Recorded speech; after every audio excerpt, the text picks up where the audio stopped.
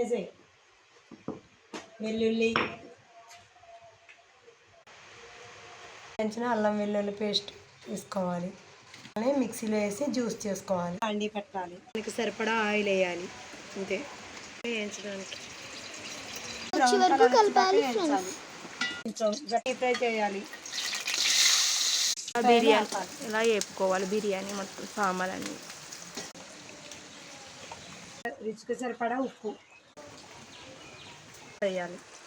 దానికి water boil చేసుకోవాలి. దాంట్లో బిర్యానీ సామాను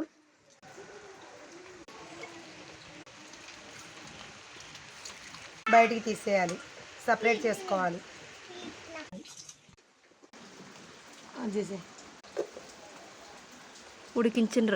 ఉడికించిన రైస్ వేయాలి. ఆబ్జెక్ట్